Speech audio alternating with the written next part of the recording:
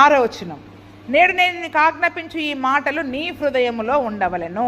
ఎక్కడ ఉండాలి చెప్పండి ఇవి కదా, నేను మాటికి చెప్తున్నా. నాకు చదువు రాదు అనుకోవద్దు. ఏమ్మా జ్యోతి, చదువు రాని వాళ్ళందరూ ఏమనుకోకూడదు, నాకు చదువు రాదు అనుకో. ఎందుకంటే ఆ దినమున ఇజ్రాయేల్ ప్రజలలో వాళ్ళు అరణ్యంలో ఏ స్కూల్లో చదువుకున్నారు చెప్పండి.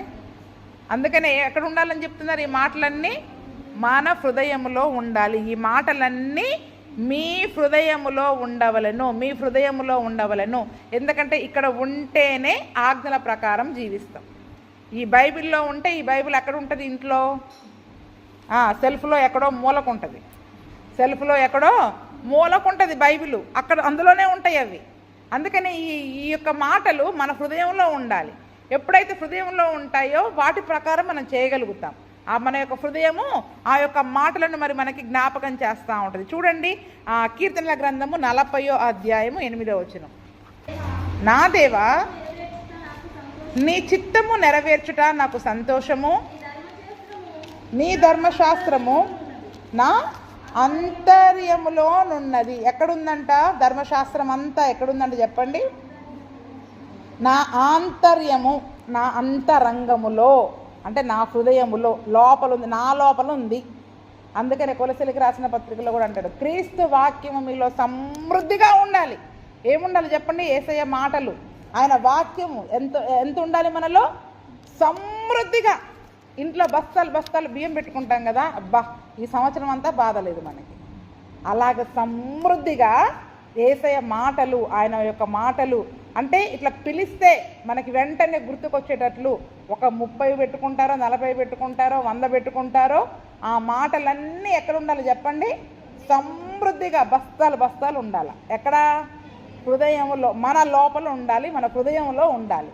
అందుకనే ఇక్కడ దావీదు ఏమంటున్నాడు, దేవా నీ చిత్తము నెరవేర్చుట నాకు సంతోషము, నీ ధర్మశాస్త్రము నా ఆంతర్యములో ఉన్నది. అక్కడ నేను మాటలని చెప్తున్నా, ఆయన ఏమంటున్నాడు, ధర్మశాస్త్రమే అంటున్నాడు. అంటే ఈ 5 పుస్తకాలే ఎక్కడున్నాయి చెప్పండి. ఇప్పుడు దావీదు యొక్క హృదయంలో ఉంది. అంటే ఈ 5 పుస్తకాలు మొత్తం ఆయన చదివి హృదయంలో జ్ఞాపకం ఉంచుకున్నాడు.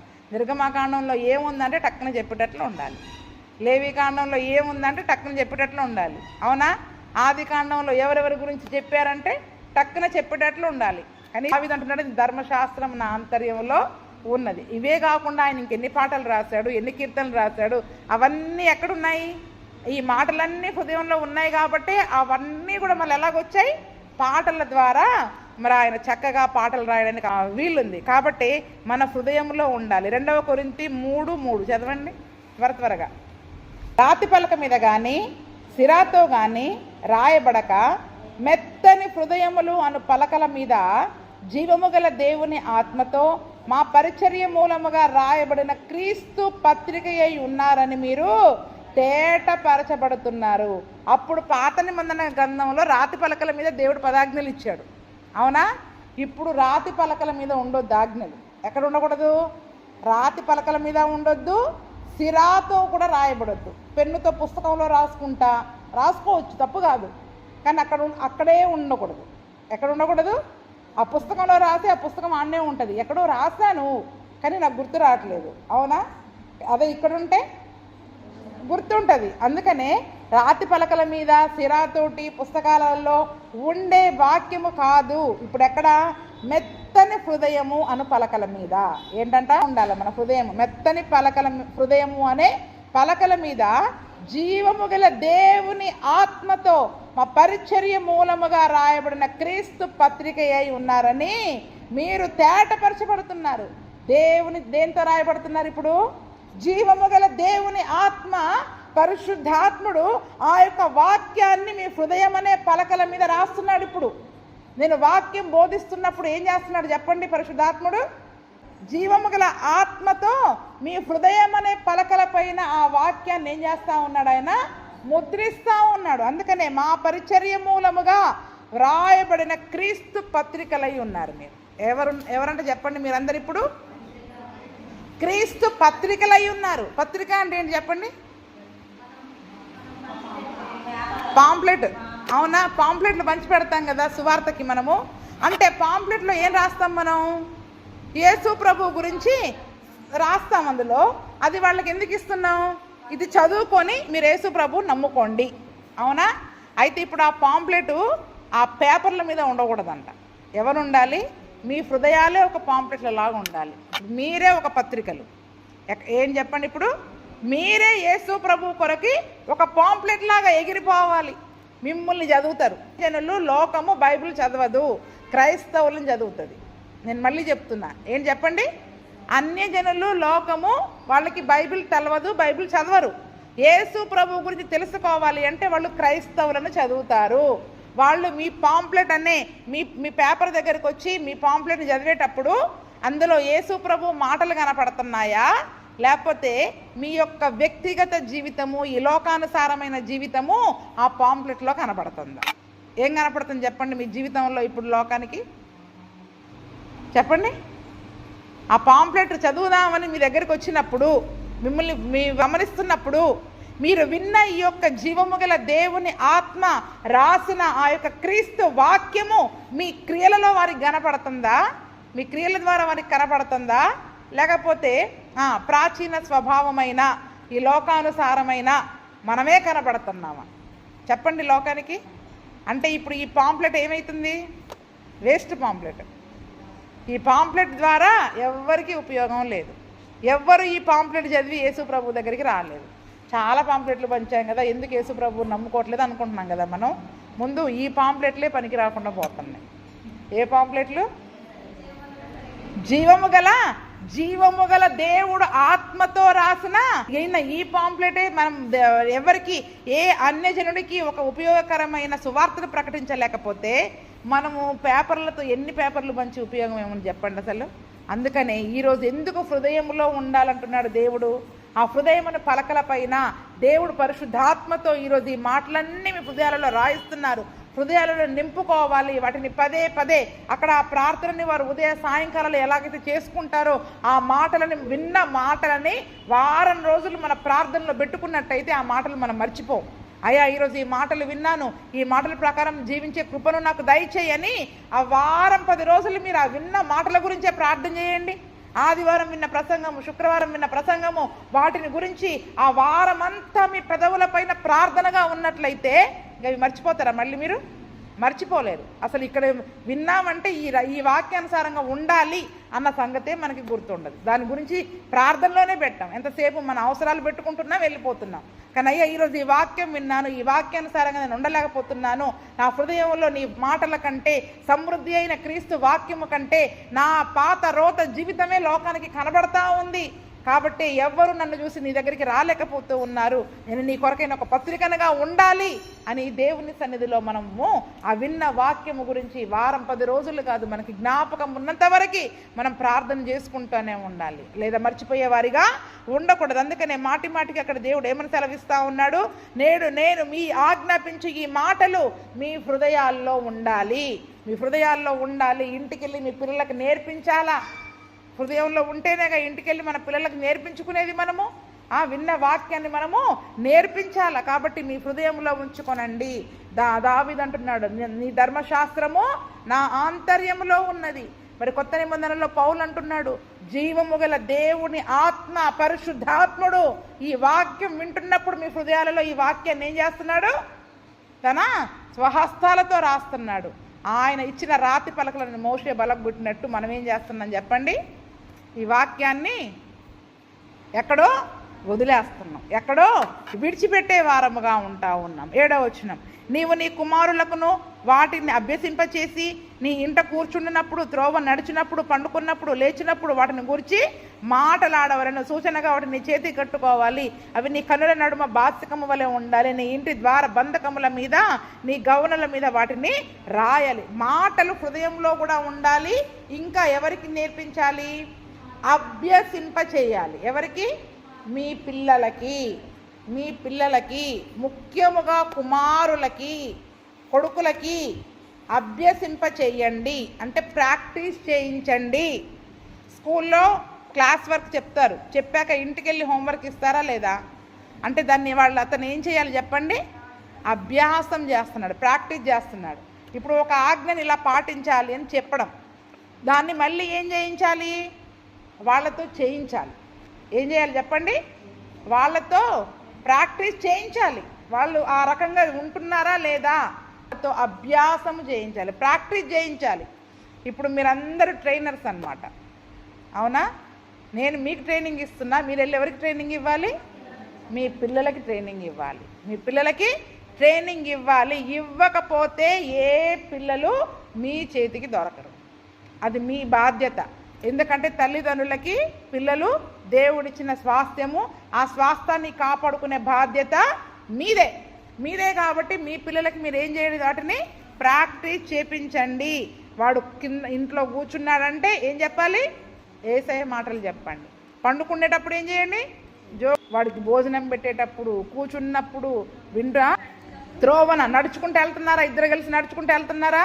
నడుచుకుంటూ వెళ్ళేటప్పుడు కూడా ఏం చెప్పండి? వాళ్ళకి యేసయ్య మాటలే చెప్పండి. పనికిరాని మాటలు మాట్లాడుకుంటాం కదా. కూర్చున్నప్పుడు, లేచేటప్పుడు మనం ఏం మాట్లాడతాం చెప్పండి? అన్నీ మాట్లాడతాం కానీ యేసయ్య మాటలు ఒక్కటి చెప్పం. ఇంట్లో కూర్చున్నప్పుడు చెప్పండి, పండుకుంటున్నప్పుడు చెప్పండి, త్రోవ నడిచేటప్పుడు చెప్పండి, లేచినప్పుడు చెప్పండి. పొద్దున్న లేవగానే ఏం చెప్పాలి? ఉదయాన్నే యేసయ్యకి ప్రార్థన చేసుకున్నావా? బైబిల్ చదువుకున్నావా? మరి నేను సజీవంగా దేవుడు లేపాడు కాబట్టి మరి ప్రార్థన చేసుకోవాలి. లేవగానే యేసయ్య గురించి వాళ్ళకి చెప్పండి. వాటిని గురించే నువ్వు మాట్లాడాలి. పిల్లలతో దేని గురించి మాట్లాడాలా? వాక్యము మీ హృదయాలలో భద్రపరచుకోవాలి. మీ గురించి మాట్లాడాలా పిల్లలతోటి. అలా ఉండకూడదు, ఇలా ఉండకూడదు, వాక్యంలో ఇలా ఉంది, అలా ఉంది. మరి వాక్యానుసారంగా మనం ఉండాలి. అప్పుడు దేవుడు మనల్ని దీవిస్తాడు, మన కుటుంబాన్ని అభివృద్ధి చేస్తాడు, దేవుడు మనకి మేలు చేస్తాడు, మీరు దీర్ఘాయుష్మంతులు అవుతారు, ఏ అపాయం రాకుండా ఆయన కాపాడతాడు అని వాక్యము గురించే పిల్లలతో మాట్లాడాలి. ఎవరైనా పిల్లలతో మాట్లాడుతున్నారా వాక్యం గురించి? తిండి పెట్టామా, స్కూల్కి వెళ్ళాడా, చదువుతున్నాడా, తిన్నాడా, పడుకున్నాడా, అంతవరకే చూస్తున్నాం. కానీ వాళ్ళకి వాక్యాన్ని బోధించే మొట్టమొదటి టీచర్స్ ఎవరు? మొట్టమొదటి గురువు ఎవరు చెప్పండి? తల్లిదండ్రులే పిల్లలకి మొట్టమొదటి గురువు. తర్వాత ఫస్ట్ మీరే, తర్వాత మేము, తర్వాత స్కూల్లో టీచర్ కదండి. కాబట్టి మరి వాటిని ఖచ్చితంగా మీ పిల్లలకి నేర్పించాలి. ఎందుకంటే బాలు నడవవలసిన త్రోవను వానికి నేర్పు. పెద్దవాడైనప్పుడు, వాడెంత పెద్దోడన్నా కానీ, ఆ పెద్దోడైనప్పుడు ఏంటి వీడు ఇలా బ్రతుకుతున్నాడు అని నలుగురు వాడిని అంటున్నారంటే వాడి పెంపకమే లోపం. ఎక్కడ లోపం చెప్పండి? పెంపకమే లోపం. వాడికి దెబ్బలు పడి వాడిని సరి అయిన విధంగా మనం పెంచితే ఇక వాడిని మెచ్చుకునేవారిగా ఉంటారు. దేవుని నామానికి ఘనత తెచ్చే పిల్లలుగా ఉంటారు. దేవుని నామానికి అవమానం తెచ్చే పిల్లలుగా ఉండరు. కాబట్టి ఈ ప్రార్థన వాళ్ళు ప్రతిరోజు చేస్తారంట, ఉదయం సాయంత్రం. అంటే ఎవరైనా ఆ రోజు పిల్లలకు చెప్పకపోయినా ఏం చేస్తారు చెప్పండి? ఇది చెవుల్లోకి పడగానే, ఈ ప్రార్థన చేయగానే, అమ్మో ఈరోజు నా పిల్లలకి నేను యేసు ప్రభు గురించి నా మాటలు చెప్పలేదు అని వెంటనే వాళ్ళు చెబుతారు. అందుకే సూచనగా ఎక్కడ కట్టుకోవాలి? చేతికి. దీన్ని ఏమంటారంటే బ్రాస్లెట్స్ అంటారు. అందుకనే ఇప్పుడు చాలామంది వాక్యం అనే బ్రాస్లెట్లు వస్తూ ఉన్నాయి. ఆ వాక్యాన్ని ఏం చేయాలి? సూచనగా చేతికి కట్టుకోవాలి. అంటే చేతికి కూడా ఎప్పుడూ ఒక వాక్యము అనేది మన చేతిలో ఉండాలి. అంతేకాకుండా కన్నుల నడుమ బాసికము వలె ఉండాలి కదా. బాసికం కడితే ఎక్కడ ఉంటుంది చెప్పండి? ఇక్కడ మధ్యలో ఉంటుంది. ఈ రెండు కళ్ళతో చూస్తే ఇక్కడ మధ్యలో కనపడుతుంది. అంటే వాక్యం ఎప్పుడు మన కళ్ళ మధ్యలో ఉండాలి. రెండు కళ్ళ మధ్యలో ఏం ఉండాలి చెప్పండి? వాక్యమే ఉండాలి. ఇంకోటి కనపడడానికి వీలు లేదు. అంతేకాకుండా ఇంటి ద్వారబంధకముల మీద, ద్వారబంధాల మీద అంటే గుమ్మాల మీద, ఏంటి చెప్పండి? గుమ్మాల మీద, గౌనుల మీద వాటిని రాసుకోండి. గేట్ల మీద అంటే కాంపౌండ్ వాళ్ళకి గోడలు ఉంటాయి కదమ్మా, అట్లాగా గోడల పైన. ఇప్పుడు చర్చిలో ఎలా ఉన్నాయో ఇంట్లో కూడా అలా ఉండాలి వాక్యాలు. ఏంటి చెప్పండి? చర్చిలో ఎలాగైతే వాక్యాలు, చర్చి నిండా వాక్యాలు ఉంటాయో ఇంటి గోడల నిండా కూడా వాక్యాలు ఉండాలి. గౌనుల మీద వాక్యాలు ఉండాలి, చేతుల మీద ఉండాలి, ఇక్కడ ఉండాలి. అంటే మన బాసికములాగా ఉండాలి. అది వారికి ఇచ్చింది. అందుకే వారు ఎప్పుడు ఏం చేస్తారు? చేతికి అది కట్టుకునే తిరుగుతారు. బ్రాస్లెట్స్ అంటారు వాటిని. అక్కడ వాక్యం ఉంటుంది. దానిని మరి ఆ రీతిగా ఎందుకు అంతగా మరి వాక్యాన్ని వాళ్ళు ధ్యానం చేయాలి? ఆ యొక్క త్రోవని నడిచేటప్పుడు, పండుకున్నప్పుడు పిల్లలకి ఎందుకు దాన్ని నేర్పించాలి? ఒక్క మాట చదువుకుందాం. సామెతలు 6:22 చదువు. నీవు త్రోవను వెళ్ళినప్పుడు అది నిన్ను నడిపించును, నువ్వు పండుకున్నప్పుడు అది నిన్ను కాపాడును, నువ్వు మేలుకున్నప్పుడు అది నీతో ముచ్చటించును. ఏంటది? కాపాడేది, ముచ్చటించేది, నడిపించేది అవునా? వాక్యం అక్కడ 20వ వచనం నుంచి ఉంటుంది చూడండి. నా కుమారుడా, నీ తండ్రి ఆజ్ఞను గైకొనము, నీ తల్లి ఉపదేశమును త్రోసివేయకము, వాటిని ఎల్లప్పుడూ నీ హృదయమునందు ధరించుకొనము, నీ మెడ చుట్టూ వాటిని కట్టుకొనము. ఇక్కడ పిల్లలకి ఎందుకు కూర్చున్నా లేచినా చెప్పాలంటే చెప్పండి, ఆ యొక్క తల్లిదండ్రులు ఆ యొక్క ఉపదేశాన్ని చేసినప్పుడు ఆ పిల్లలు వాటిని మెడగట్టేసుకోవాలి. మెడటి ఆ త్రోవని వెళ్ళేటప్పుడు ఆ వాక్యం ఏం చేస్తుందంట వాళ్ళని. ఈరోజు మన పిల్లలు ఎంతమంది బయటికి పోయి యాక్సిడెంట్ చేసుకుంటున్నారు చెప్పండి. అలా బయటికి వెళ్ళేటప్పుడు ప్రార్థన చేసుకుని వెళ్ళు, వాక్యం చదువుకుని వెళ్ళు, జాగ్రత్తగా వెళ్ళు. యేసు ప్రభు నీకు తోడుగా ఉంటాడు. పిచ్చి పిచ్చి వేషాలు లేక నువ్వు జాగ్రత్తగా మీరు మంచి మాటలు చెప్పారనుకోండి, వాళ్ళ త్రోవల్లో అవి వారిని నడిపిస్తాయి. ఏం చేస్తాయి చెప్పండి? అవి వాళ్ళ త్రోవల్లో అది వారిని నడిపిస్తాయి. మీరేమైనా నడిచినప్పుడు అది వాళ్ళని నడిపిస్తుంది. పండుకున్నప్పుడు అది నిన్ను కాపాడుతుంది కదా. పిల్లలు పడుకున్నప్పుడు కొన్నిసార్లు భయపడుతుంటారు, పీడకలలు వస్తుంటాయి. కాబట్టి వాళ్ళు పండుకున్న నిద్రలో అపవాది వారిని పైన దాడి చేయకుండా వారిని కాపాడేదిగా ఉంటూ ఉంది. అందుకనే వారు పండుకున్నా చెప్పాలి, మెరుగు ఉన్నా చెప్పాలి, నడిచినా చెప్పాలి. ఎందుకు చెప్పాలి అంటున్నారంటే అది వారిని నడిపిస్తుంది, అది వారిని కాపాడుతుంది. వాళ్ళు మేలుకొన్నప్పుడు అది ఏం చేస్తుందంట, వాళ్ళతోటి వాక్యం వాళ్ళతో మాట్లాడుతుంది. ఏం చేస్తుంది చెప్పండి? వాక్యం వాళ్ళతో తల్లిదండ్రులు చెప్పిన ఆ యొక్క మాటలు వాళ్ళ హృదయంలో నుంచి ఎప్పుడో ఒకసారి పరిశుద్ధాత్ముడు వాళ్ళతో మాట్లాడుతూ ఉంటాడు. వాళ్ళతో మాట్లాడి తిరిగి వారిని సరి అయిన దారిలోనికి తీసుకొని వస్తాడు. అందుకని అది వాళ్ళతో ముచ్చటిస్తుందంట. ఎవ్వరు లేని సమయంలో, ఒంటరి సమయంలో ఏం చేస్తుంది చెప్పండి?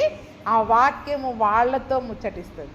మా అమ్మ లేదనుకునే పరిస్థితి లేదు వాళ్ళకి. ఆ వాక్యమే వాళ్ళతోటి ముచ్చటించి మరి వారిని సరి అయిన దారిలోనికి తీసుకొని వస్తుంది. కాబట్టి వారిని కాపాడుతుంది, నడిపిస్తుంది, వారితో మాట్లాడుతుంది. కాబట్టి మనం ఏం చేయాలి? తల్లిదండ్రులు ఖచ్చితంగా మీ పిల్లలకి వాక్యాన్ని కూర్చున్నా, లేచినా, పండుకున్నా, నడిచినా వాక్యము గురించి వారితో మాట్లాడాలి. ఎందుకు వాక్యాన్ని కూడా గౌనుల మీద రాసుకోవాలి?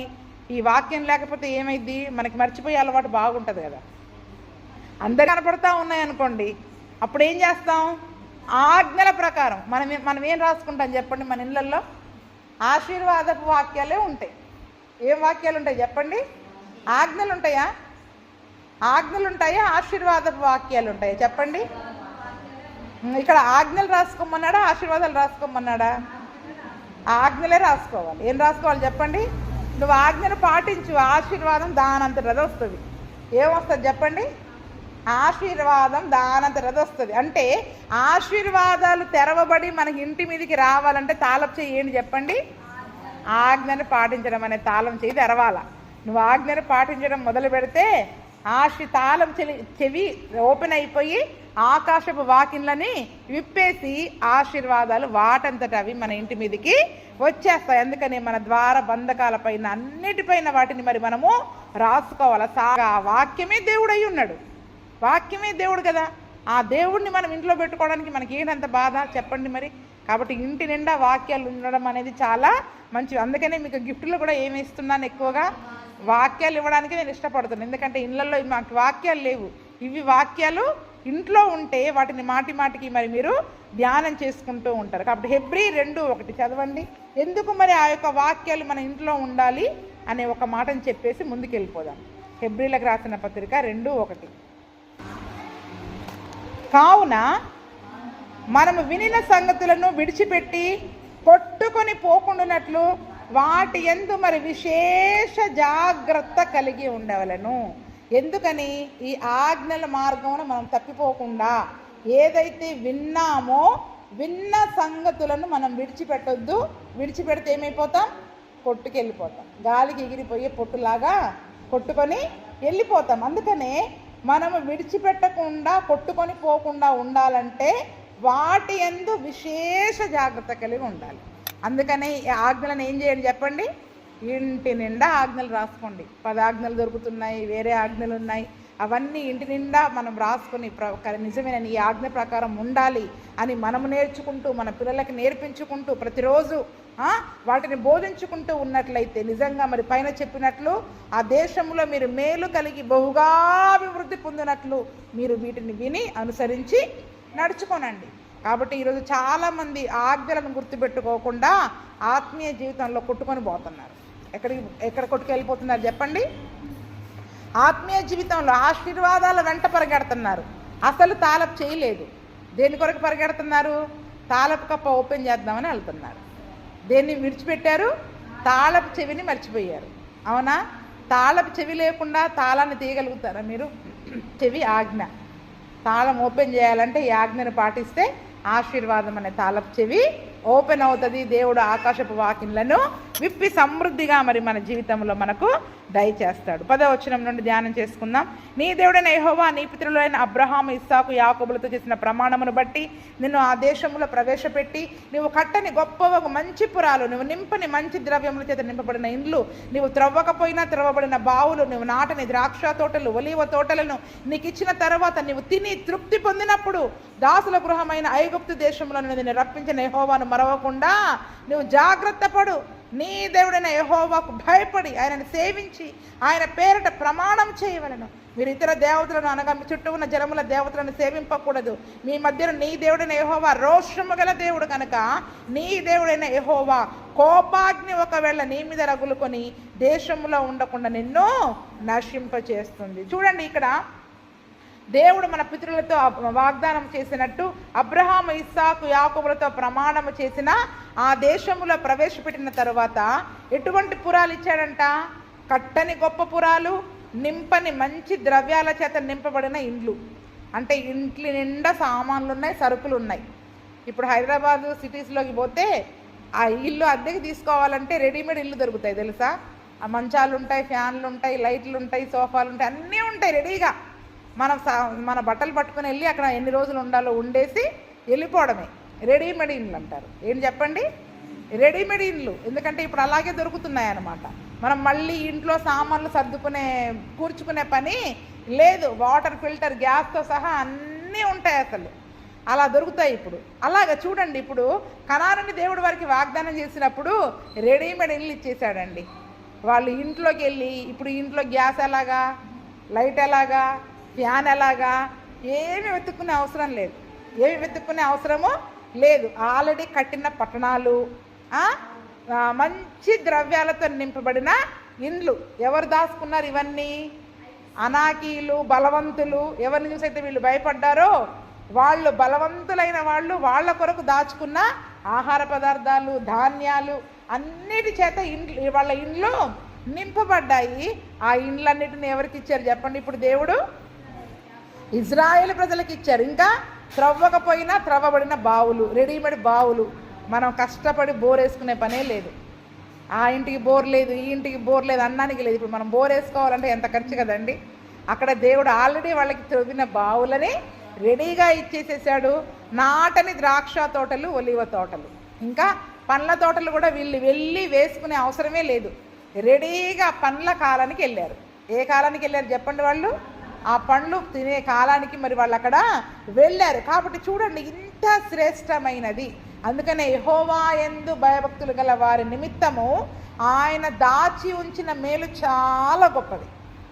ఎంత గొప్పది చెప్పండి? ఈరోజు మన కొరకు 40 సంవత్సరాల అరణ్య ప్రయాణము, ఒక్క నిమిషంలో అన్నీ ఎగిరిపోయినాయి కదండి. ఆ ఇల్లు చూడగానే వెళ్ళి ఎంత సంతోషంగా డైరెక్ట్గా పొయ్యి వెలిగించుకొని వండుకొని తినడమే. అంటే 40 సంవత్సరాల శ్రమ తరువాత దేవుడు వారి కొరకు సిద్ధపరిచిన మేలు నిజంగా ఈరోజు మన కొరకు కూడా దేవుడు సిద్ధపరిచిన మేలు చాలా గొప్పది. కానీ మనం దేని వైపు చూస్తాం చెప్పండి? ఇప్పుడు పడే శ్రమ వైపే చూస్తున్నాం, ఇప్పుడు పడే కష్టం వైపు చూస్తున్నాం. దీని తరువాత రాబోయే ఆ యొక్క మేలు గురించి మనం జ్ఞాపకం చేసుకోవట్లే, ఆలోచించట్లే. కాబట్టి ఆ మేలు వైపు చూడండి. అప్పుడు ఈ యొక్క శ్రమ మనకి చాలా తేలిగ్గా అనిపిస్తుంది. ఎలా అనిపిస్తుంది? ఈ యొక్క శ్రమలు, ఈ యొక్క శోధనలు, ఈ యొక్క కష్టాలు ఇవి ఏ పాటివి అనిపిస్తుంది. ఇవి ఏ పాటివి? మన ఎదుట ప్రత్యక్షము కావు, మహిమ ఎదుట ఈ కాలపు శ్రమలు ఎన్నతగినవి కావంటాడు పౌలు. ఇవి ఏ పాటివి? అది నిజంగా ఆ రోజు మహిమలో దేవునితో నేను ఆనందించి ఆ సమయంలో ఈ కష్టాలు, ఈ శ్రమలు ఏ పాటివి అసలు ఆ మహిమ ముందు అంటాడు. నిజంగా ఈరోజు దేవుడు మన కొరకు దాచిపెట్టిన మేలను కూడా మరి మనము జ్ఞాపకం చేసుకుంటే ఈ శ్రమలు ఏ పాటివి కాదు. అందుకని కొద్ది కాలం శ్రమలు ఉంటాయి, కానీ వాటి తర్వాత దేవుడు శ్రేష్టమైన సిద్ధపరిచిన మేలులను మరి మన జీవితంలో దేవుడు ఇవ్వబోతూ ఉన్నాడు. అయితే దేవుడు మరి అటువంటి మేలులను, సమృద్ధిని మనకిచ్చిన తర్వాత దేవుణ్ణి మర్చిపోకుండా జాగ్రత్త పడాలి. ఈరోజు చాలామంది దేవుణ్ణి మర్చిపోతారు.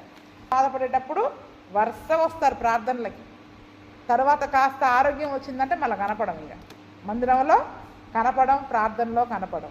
కుటుంబంలో కష్టాలుంటే ప్రార్థనకు వస్తాం, కుటుంబంలో క్షేమం ఉందంటే మళ్ళీ ప్రార్థనకే రాము. దేవుణ్ణి మరవకుండా జాగ్రత్త పడండి, దేవుణ్ణి మరవకుండా జాగ్రత్త పడండి, ఆయన్ని భయపడండి, ఆయన్ని సేవించండి.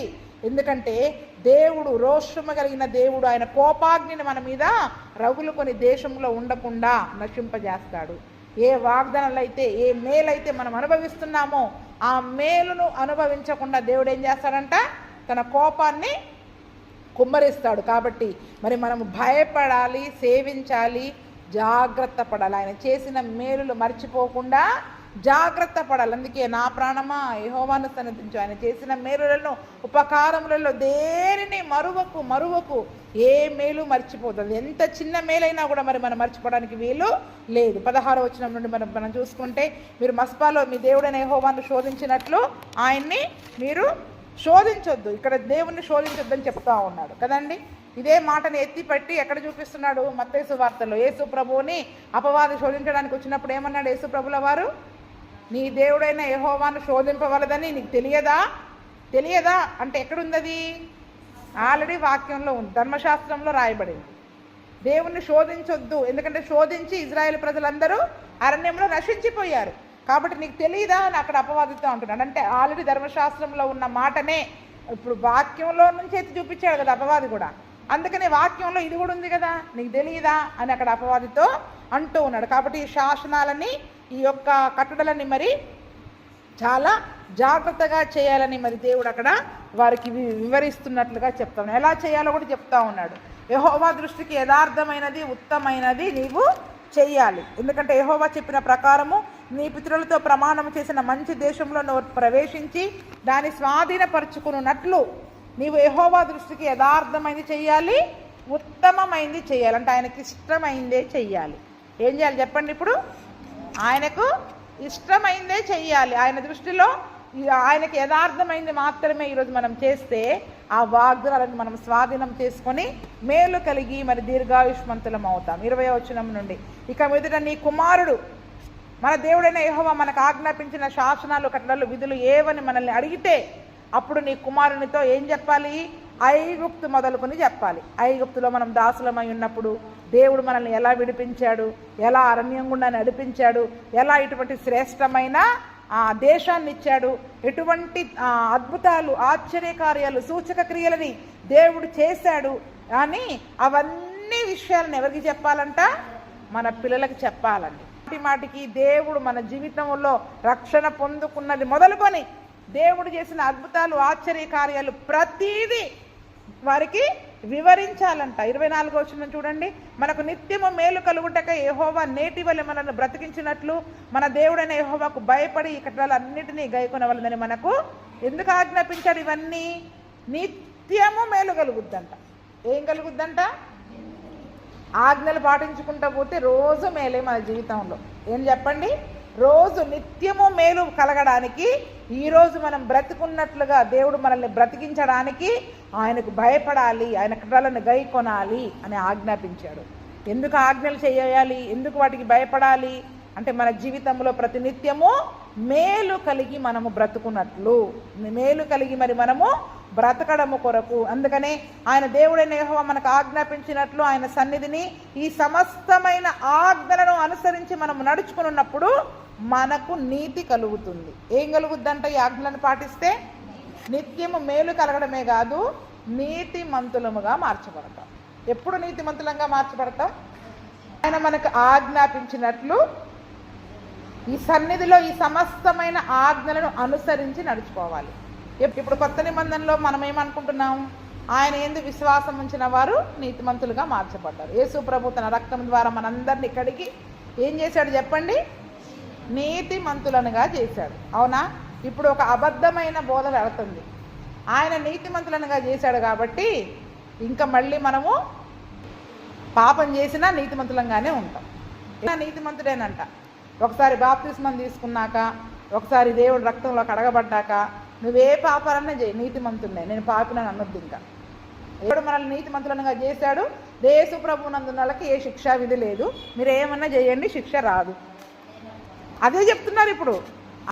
అసలు ఒక భయము కానీ, భక్తి కానీ, దేవుని ముందు ఒక తగ్గింపు కానీ, వినయము కానీ ఏమీ లేదు, ఏమీ లేదు. మరి ఎట్లా నీతిమంతులం అవుతాం చెప్పండి మనం ఈరోజు? అసలు మన నీతి దేవుని దగ్గర మురికి గుడ్డ వంటిది అంటుంటే అవునా? అందుకనే ప్రతినిత్యము ఆయన ఆజ్ఞలను పాటించడమే మనం నీతి. ఇప్పుడు దేవుడు మనల్ని నీతిమంతుల లిస్టులో పెట్టాడు అంటే నీతిమంతులం అయిపోలే. ఇప్పుడు ఇప్పటి నుంచి మనం ఏం చేయాలి చెప్పండి? ఆజ్ఞలను పాటిస్తూ దేవుని నీతిగా మార్చబడాలా. ఏ నీతిగా మార్చబడాలా? ఎందుకంటే మన నీతి మురికి గుడ్డ కదా. ఈ మురికి గుడ్డని దేవుడు ఏం చేశాడంటే ఉతికేశాడు. అది రక్తంలో, ఆయన రక్తంలో ఉతికేశాడు. కాబట్టి ఇప్పుడు మనం దేవుని నీతి అయిపోలా. ఇది మొదలుకొని దేవుని నీతిగా మార్చబడాల. ఆయన రాకడ వరకు ఆయన రూపంలోనికి మనము మార్చబడాల. మరి అట్లాంటప్పుడు పౌలు అంటాడు, మీలో క్రీస్తు స్వరూపం ఏర్పడే వరకు మరలా ప్రసవ వేదన నాకు కలుగుతుంది. ఆల్రెడీ నీతిమంతులం అయితే మళ్ళీ ఎందుకంత ఏడవాలా? ప్రసవ వేదన ఎందుకు పడాలి చెప్పండి? మళ్ళీ సేవకులు ప్రసవ వేదన పడే అవసరం ఏంటి చెప్పండి ఇప్పుడు? అవునా? అంటే మనము దేవుని నీతిగా మార్చబడాలి. ఆయన ఆజ్ఞలను పాటించడమే మనకు నీతి కలుగుద్ది. ఎందుకు నీతి? నీతి మరణము నుండి రక్షిస్తుంది. ఏ మరణము నుండి? నిత్యాగ్ని నుండి, నిత్య నరకము నుండి, ఆ మరణము నుండి నీతి మనల్ని రక్షిస్తుంది. శ్రమ దినమున ఆస్తి అక్కడికి రాదంట. ఏది మనల్ని విడిపించేది? నీతి మరణము నుండి మనల్ని రక్షిస్తుంది. శ్రమ దినమున, ఉగ్రత దినమున ఆస్తి అక్కరకు రాదు. నీతే మనల్ని మరణం నుండి విడిపిస్తుంది. కాబట్టి ఆ నిత్య నరకము నుండి మనము విడిపించబడాలి, బ్రతకాలి అంటే దేవుని నీతిగా మార్చబడాలి. దేవుని నీతిగా మార్చబడాలి అంటే ఆజ్ఞలను పాటించాలి. ఆజ్ఞలను పాటించడమే దేవుని ప్రేమించడం. ఆజ్ఞలను పాటించడమే దేవుని నీతిగా మరి మనము మార్చబడడం. అందుకని చూడండి, ధర్మశాస్త్ర సంబంధమైన నీతి పాత నిబంధన భక్తులకు ఉంది. ఇప్పుడు మనము యేసు ప్రభు రక్తము ద్వారా, ఆయన యందు విశ్వాసం ఉంచడం ద్వారా నీతిగా మార్చబడ్డాం. ఎందుకంటే ధర్మశాస్త్రం అంతా ఎవరు నెరవేర్చారు?